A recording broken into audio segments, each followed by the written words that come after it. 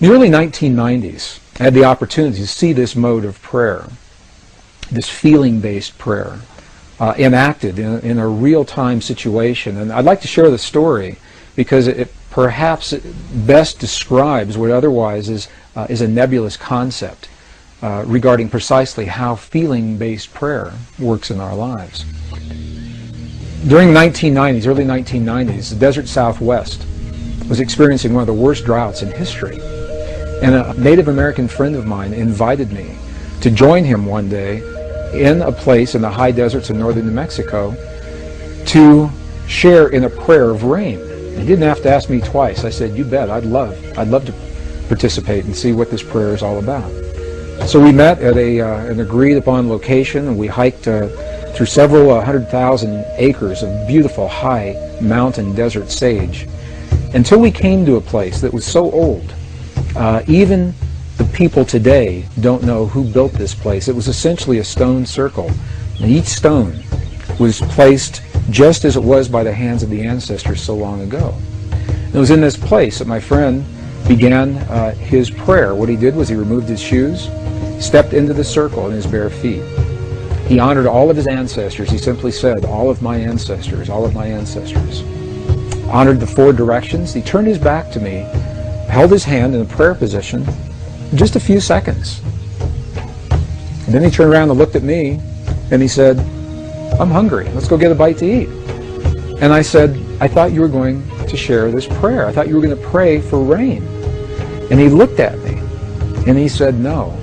He said, "Because if we prayed for rain, rain could never happen. Because the moment you pray for something to occur, you've just acknowledged that it does not exist in that moment."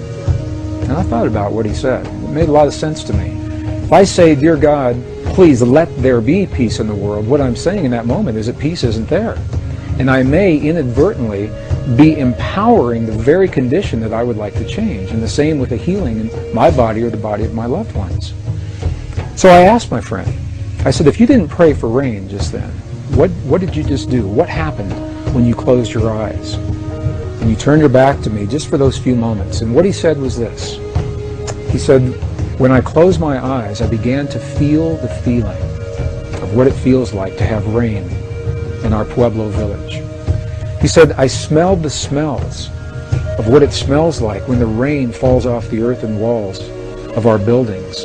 And I felt the feeling of what it feels like with my naked feet in the mud. There's so much mud because there's been so much rain."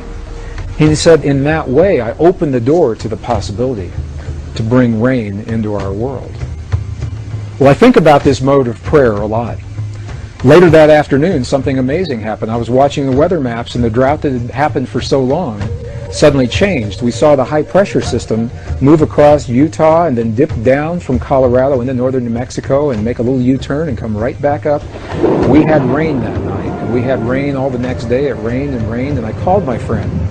And I asked him, I said, "There's so much rain, the valleys are flooding, the roads are flooding. What in the world is going on?" And he was quiet just for a moment, and he said, "That's the part of the prayer." He said, "I never quite figured out." So I have no way of scientifically validating that my friend's prayer had anything to do with that rain. But the correlations are so high.